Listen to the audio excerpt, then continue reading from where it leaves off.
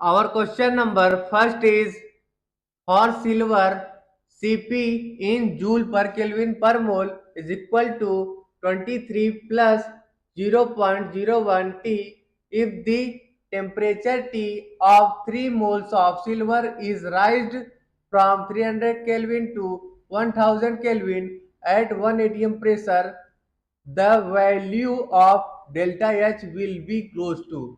Okay, question में हमें Cp की वैल्यू गिवन है, ठीक है, and 3 mole of silver given है, और जो हमारा टेम्परेचर है राइज कर रहा है from 300 kelvin to 1000 kelvin.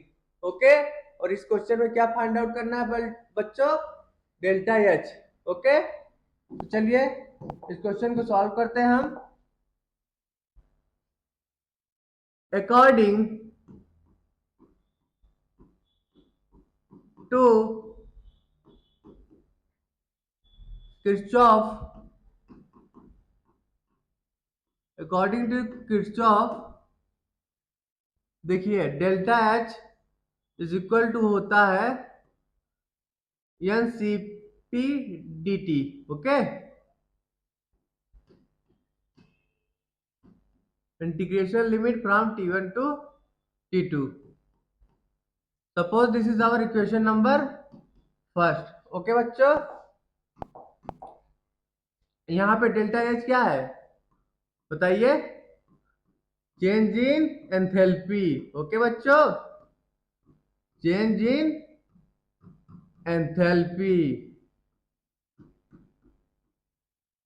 And Cp क्या है? Heat capacity at constant pressure. Okay, heat capacity at constant pressure. Okay बच्चों, क्वेश्चन में Cp का रिलेशन क्या गिवन है? Cp is equal to 23 plus 0.01 T. Okay बच्चों, अब Cp की वैल्यू इस इक्वेशन में पुट कर दीजिए तो क्या आ जाएगा हमारा रिलेशन? 1 मिनट, देखिए delta H is equal to 3 into 23 plus 0.01 T into dt. Integration limit from temperature T1 300 kelvin to 1000 kelvin. Okay बच्चों, अब इसको इंटीग्रेट करिए, ठीक है, तो क्या वैल्यू आएगा? 23 into dt plus 0.01 T dt. Integration limit from 300 to 1000 kelvin. Okay, अब इसको इंटीग्रेट करके वैल्यू पुट करिए तो क्या आ जाएगा हमारा expression? 3 into bracket 23 T plus 0.01 T square by 2. Okay, integral limit कहां से कहां तक पुट करेंगे? 300 टू 1000. ओके, अब वैल्यू पुट करके सॉल्व करिए. देखिए एक बार 1000 पुट करेंगे, फिर 300. Okay, 23 into 1000 minus 300 plus 0.01 by 2 into 1000 का स्क्वायर माइनस 300 का स्क्वायर.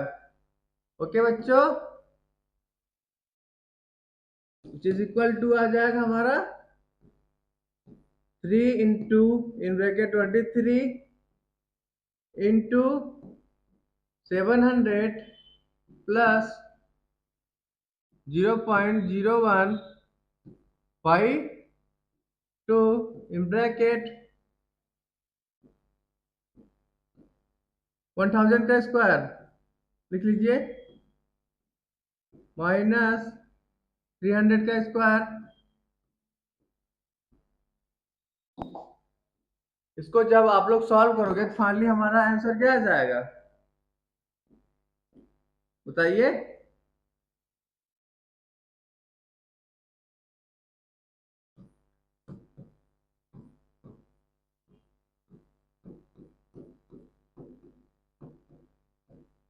तो इसको आप लोग सॉल्व करोगे फाइनली आ जाएगा हमारा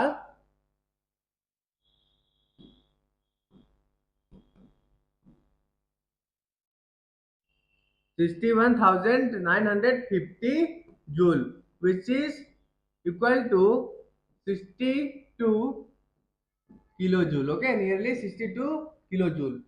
तो बच्चों कौन सा ऑप्शन सही होगा हमारा? Our right answer will be option number A, 62 kilo joule. Delta H की वैल्यू कितनी आ गई? Delta H equal to 62 kilo joule. Okay बच्चों, और question number 2 is which one of the following equations does not correctly represent the first law of thermodynamics for the given processes involving an ideal gas? Okay, assume non-expansion work is zero। हमें बताना है इसमें कौन सा relation सही होगा, ठीक है। तो चलिए बच्चों देखते हैं, फर्स्ट लॉ ऑफ थर्मोडायनेमिक्स क्या होता है बताइए। From first law of thermodynamics, first law of thermodynamics क्या होता है बच्चों? Delta U is equal to Q plus W. Okay, delta U क्या है हमारा बताइए? Change in internal energy. Okay, change in internal energy. Okay बच्चों, क्यू क्या है हमारा? हीट है, और डब्लू क्या है? Work done. ओके बच्चों,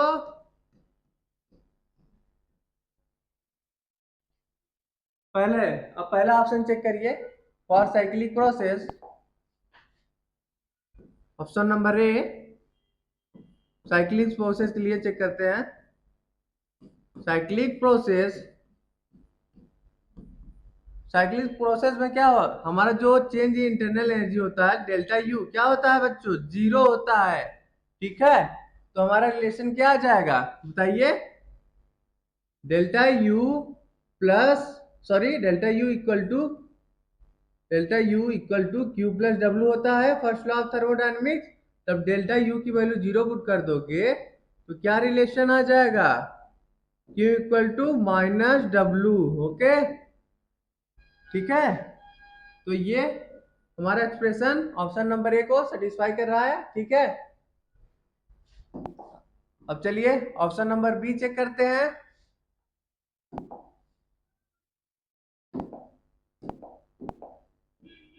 बी, एडियाबेटिक प्रोसेस के लिए, एडियाबेटिक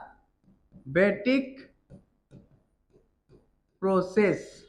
ओके बच्चों, फर्स्ट लॉ ऑफ थर्मोडायनेमिक्स लिख लीजिए equation, delta U equal to Q plus W.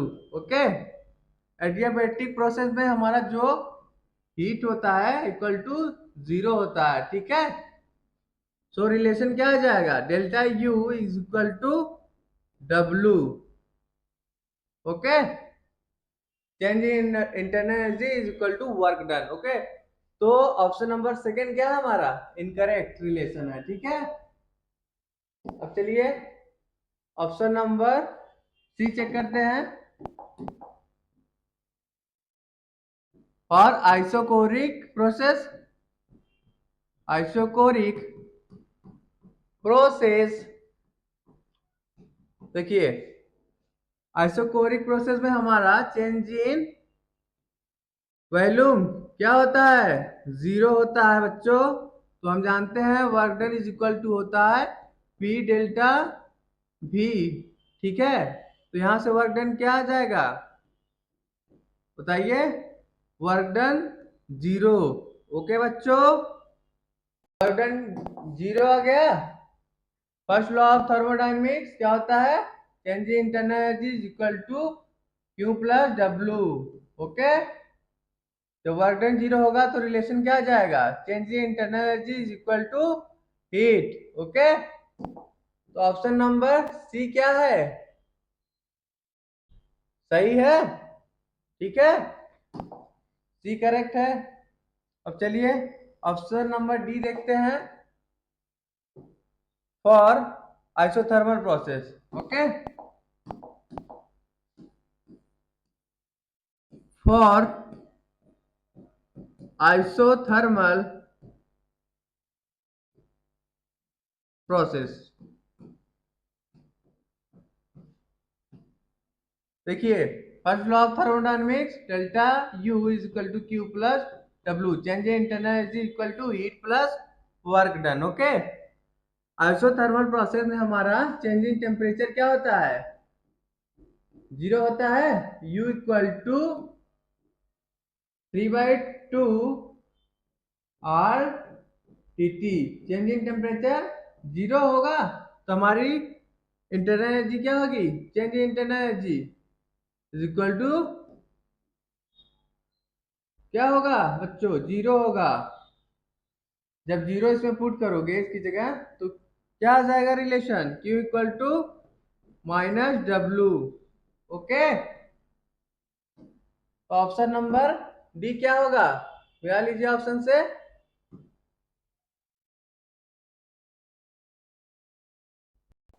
Option number D भी करेक्ट होगा। हमें क्वेश्चन में क्या बताना है,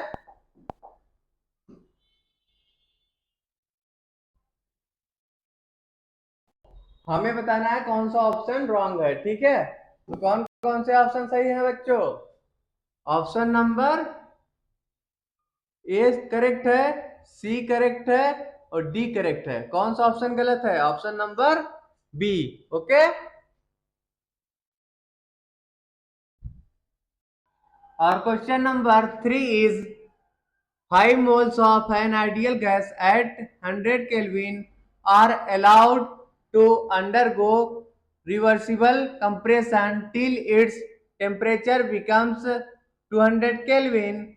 If Cv equal to 28 joule per Kelvin per mole, calculate change in internal energy and delta P into V for this process. Okay, R की value हमें given है। ठीक है, हमें इस क्वेश्चन में चेंज इन इंटरनल एनर्जी और delta P V की वैल्यू फाइंड आउट करनी है। ओके, टेम्परेचर हमें गिवन है, number of mole 5 moles and C V is equal to 28 joule per kelvin. Okay, तो चलिए बच्चों इस क्वेश्चन को हम सॉल्व करते हैं। मोल कितना गिवन है, क्वेश्चन में क्या गिवन है, मोल एन इक्वल टू है 5 मोल। ओके, T2 टेम्परेचर हमारा है 200 केल्विन एंड T1 टेम्परेचर क्या है 100 kelvin. Cv is equal to 28 joule per kelvin per mole given है। तो चलिए चेंज इन इंटरनल एनर्जी का फार्मूला लगाते हैं, delta U is equal to होता है N C V delta T. Okay, N कितना हमारा 5 मोल है, सी बी कितना है 28 एंड चेंज इन टेम्परेचर क्या हो जाएगा 200 minus 100। Okay, change in internal energy delta U की वैल्यू क्या आ जाएगी, जब इसको सॉल्व करोगे आप लोग आ जाएगा 14,000 joule. Okay, which is equal to 14 kilo joule. Okay बच्चों, अब क्या फाइंड आउट करना है हमें बताइए, delta P into V. Okay, ideal gas equation क्या होता है? P V equal to N R T. So we write delta P V is equal to N R delta T. Okay, N R into T two minus T one लिख लेंगे। Number of मोल कितने हैं? 5 मोल है। Are की value कितना given है question में बताइए? 8। T2 की वैल्यू 200 है, माइनस 100। जब इसको आप लोग सॉल्व करोगे तो डेल्टा पी वी की वैल्यू क्या आ जाएगी? 4000 joule which is equal to 4 kilo joule. Okay बच्चों, change in energy delta U की वैल्यू क्या आ गई? 14 kilo joule and delta P V की वैल्यू कितना आ गई? 4 किलो जूल। ओके बच्चों, तो कौन सा ऑप्शन करेक्ट होगा? और right answer will be option number C. Okay बच्चों, और question number 4 is 0.5 moles of gas A and x moles of gas B exert a pressure of 200 Pascal in a container of volume 10 meter cube at 1000 Kelvin.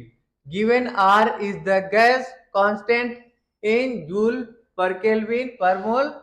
We have to find out the value of x. Okay, 0.5 mole हमारा A given है, x mole B given है। Okay, pressure हमें given है 200 pascal, volume given है 10 metre cube at temperature 1000 kelvin. Okay, हमें इस question में x मोल की वैल्यू फाइंड आउट करनी है। ओके, तो चलिए बच्चों इस क्वेश्चन को सॉल्व करते हैं। देखिए क्वेश्चन में क्या गिवन है, गिवन लिख लीजिए पहले। गिवन प्रेशर हमारा 200 पास्कल गिवन है, ठीक है। Volume 10 metre cube, temperature 1000 kelvin given है, number of mole of A is 0.5 moles given है, number of moles of B is equal to X mole. Okay, question में हमें क्या फाइंड आउट करना है? Value of X. देखिए ideal gas equation क्या होता है बच्चों? आइडियल गैस इक्वेशन बताइए, P V equal to N R T, summation of N R T. Okay, तो वैल्यू पुट कर दीजिए इसमें। प्रेशर हमारा 200 into volume 10 summation of mole N A plus N B. Okay, into R, temperature हमारा कितना है given है? 1000। Okay, अब एन ए की वैल्यू पुट कर दीजिए इसमें और एन बी की। 200 into 10 is equal to N A is 0.5 mole. Okay, plus X mole into R into 1000। Okay, ये हमारा इससे कैंसिल हो गया, ठीक है। तो क्या आ गई वैल्यू? 1/2 प्लस एक्स लिख सकते हैं इसको, is equal to what? Is equal to 2/r। Okay, यहां से x की वैल्यू निकाल लेंगे। x equal to 2/r minus 1/2। Okay, x equal to आ जाएगा 2r, एलसीएम ले लेंगे 4 minus r। Okay, x equal to क्या आ गया? x equal to 4 minus r divided by 1 minute, divided by 2r। Okay, ये हमारे x की वैल्यू आ गई। ओके बच्चों, तो कौन सा ऑप्शन सही होगा? Our right answer will be option number B is correct. Okay, x equal to 4 minus r divided by 2r. Okay बच्चों, our question number 5 is two blocks of same metal having same mass and at temperature T1 and T2 respectively are brought in contact with each other and allowed to attain thermal equilibrium at constant pressure. The change in entropy delta S for this process. Okay, देखिए इस question में क्या given है, दो blocks हैं, ठीक है, same metal के, ठीक है, जिनका मास भी क्या है, सेम है, एक टेम्परेचर T1 पे है और दूसरा टेम्परेचर T2 पे। ओके, दोनों को एक साथ कांटेक्ट में लाया जाता है, ठीक है, एट ए कांस्टेंट प्रेशर। हमें इस क्वेश्चन में क्या फाइंड आउट करना है, change in entropy delta S. Okay, तो चलिए बच्चों इस क्वेश्चन को सॉल्व करते हैं। देखिए, at the thermal equilibrium, thermal equilibrium, thermal equilibrium पे जो है फाइनल टेम्परेचर क्या होगा, final temperature, final temperature TF is equal to होगा T1 plus T2 by 2। Okay बच्चों, अब चलिए हम एंट्रोपी लिखते हैं फॉर फर्स्ट ब्लॉक, ठीक है,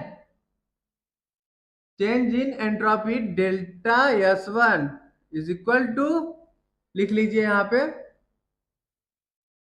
फॉर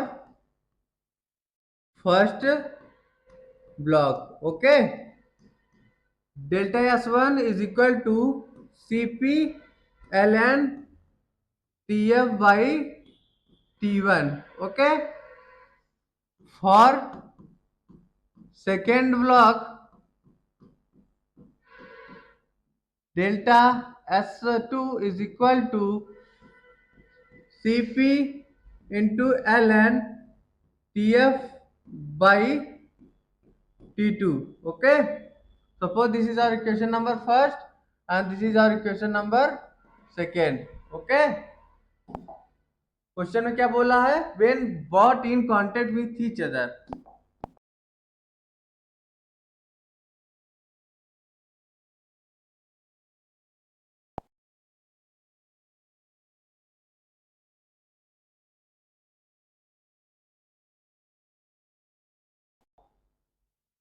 when brought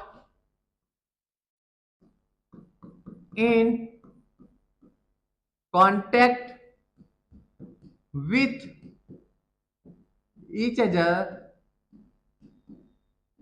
जब कांटेक्ट में आएंगे, ठीक है, दोनों एक साथ, तो चेंज इन एंट्रोपी किसके बराबर होगा, delta S is equal to delta S1 plus delta S2। Okay, अब दोनों को ऐड कर लेंगे तो हमारा क्या जाएगा, final change in entropy. Okay, is equal to Cp ln TF by T1 plus Cp ln TF by T2। Okay बच्चों, जब इसको आप लोग सॉल्व करोगे तो क्या वैल्यू आ जाएगी, delta S is equal to Cp ln TF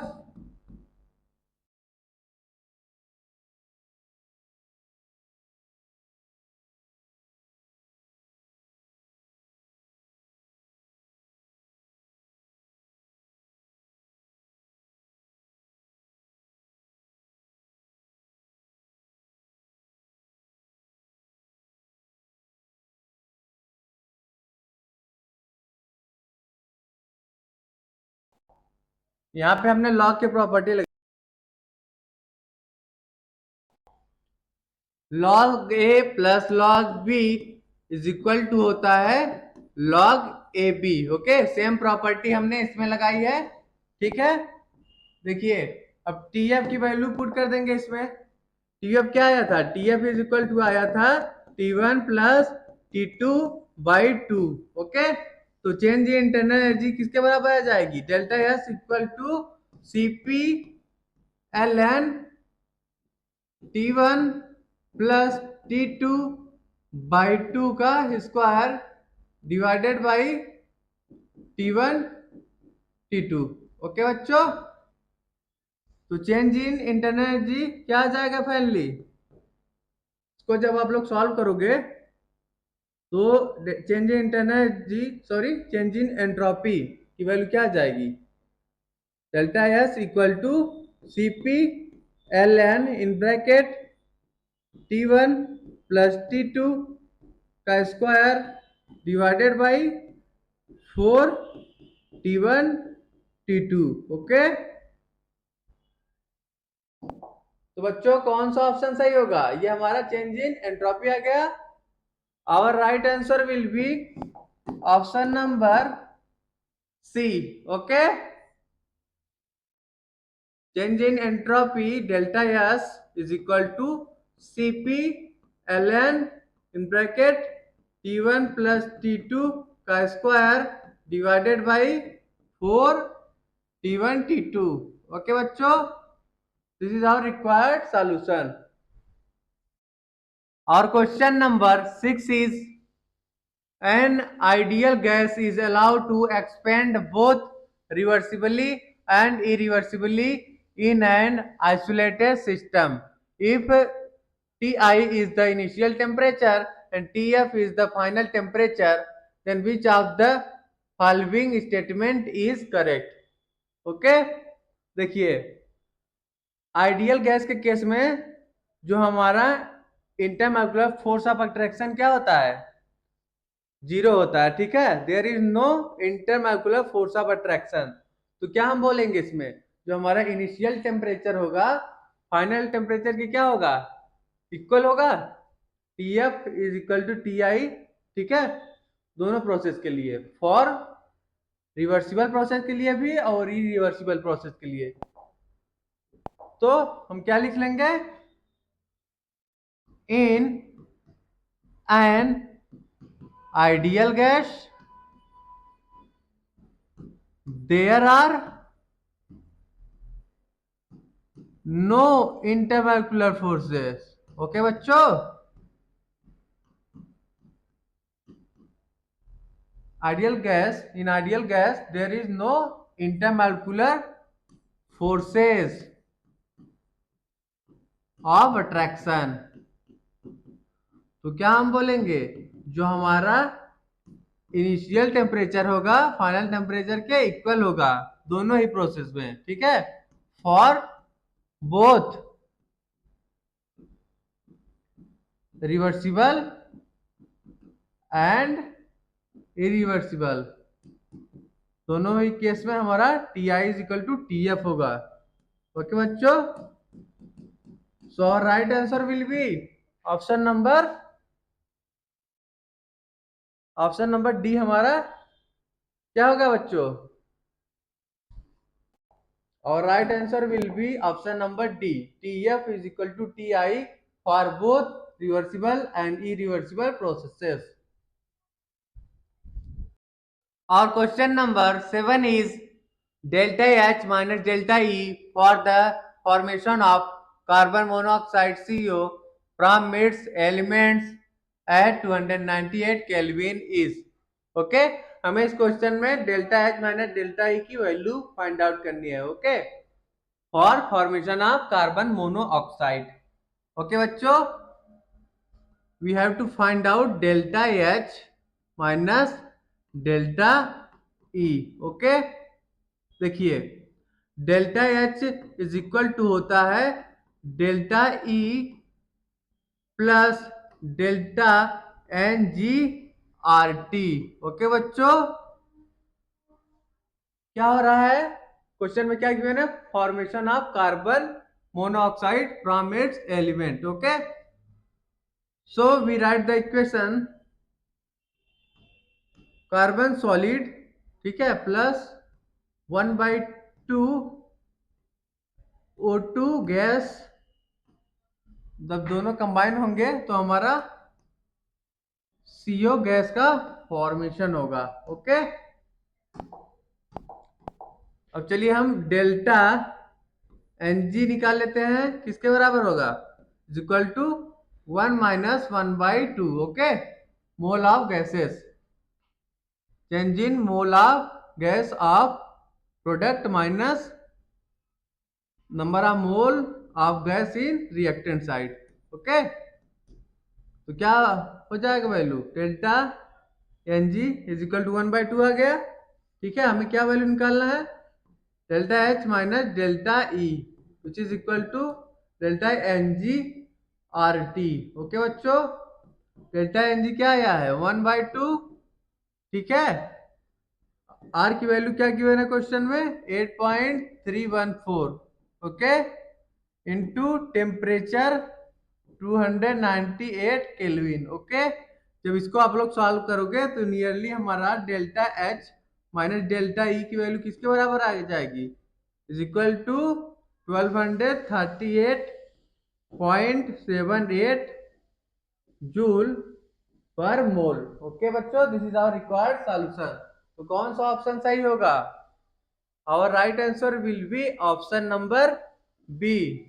option number B क्या होगा, करेक्ट होगा। ओके बच्चों, बी इज करेक्ट। और question number 8 is the incorrect expression among the following is. Okay, हमें इसमें से बताना है कौन सा एक्सप्रेशन रॉन्ग है। ओके, तो चलिए देखते हैं बच्चों सॉल्व करके। देखिए,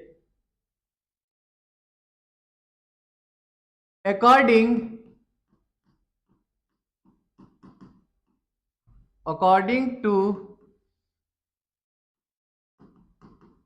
Gibbs Helmholtz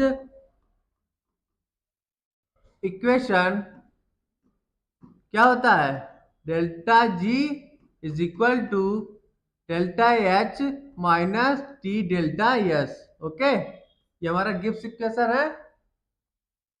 तो चलिए ऑप्शन नंबर ए चेक करते हैं। फॉर ए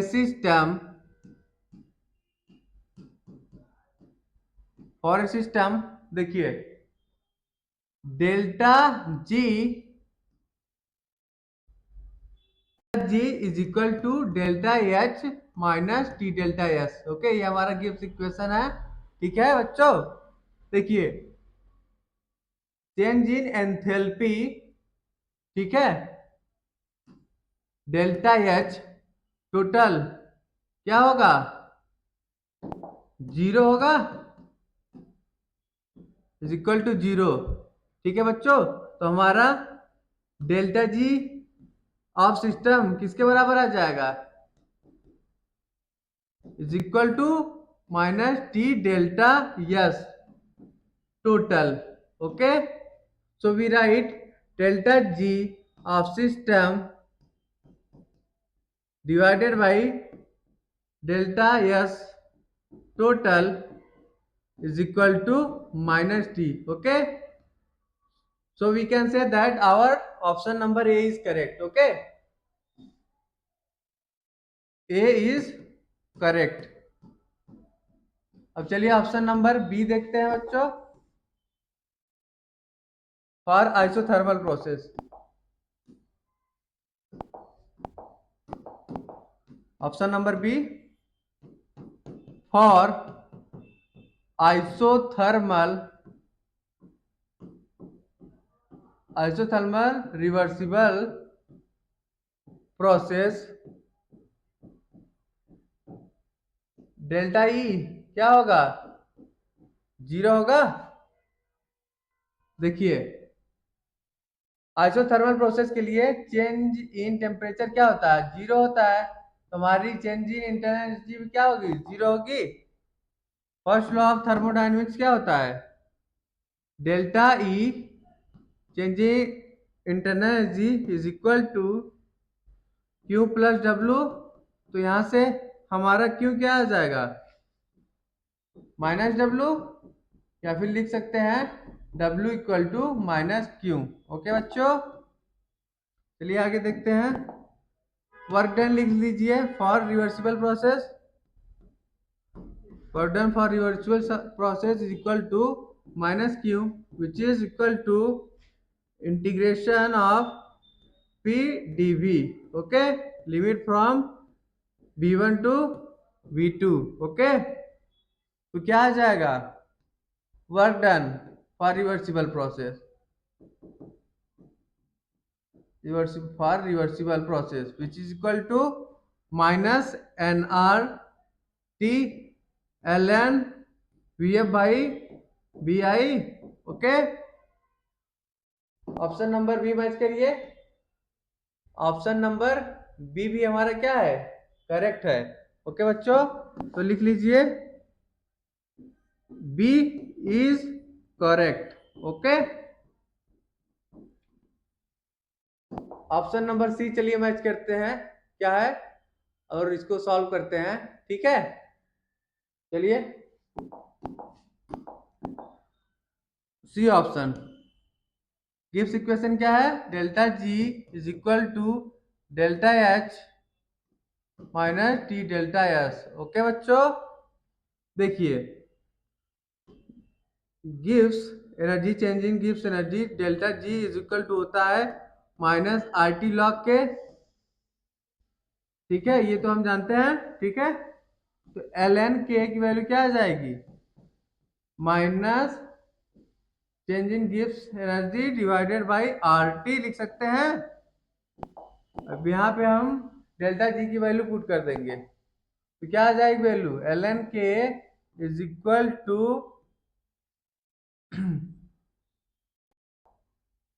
क्या आ जाएगा बच्चों? ये हमारा, एक मिनट, ये डेल्टा एस है। ओके बच्चों, इसको लिख लीजिए सही से। अब यहाँ वैल्यू पुट कर दोगे आप तो क्या आ जाएगा? Delta H minus T delta S divided by R T. Okay बच्चों, और यहाँ बाहर माइनस साइन भी है ना, तो हम क्या बोलेंगे? Option number C is incorrect. ठीक है बच्चों, सी हमारा मैच कर रहा है, मिलाइए ऑप्शन से। नहीं मैच कर रहा है, रॉन्ग है। ठीक है,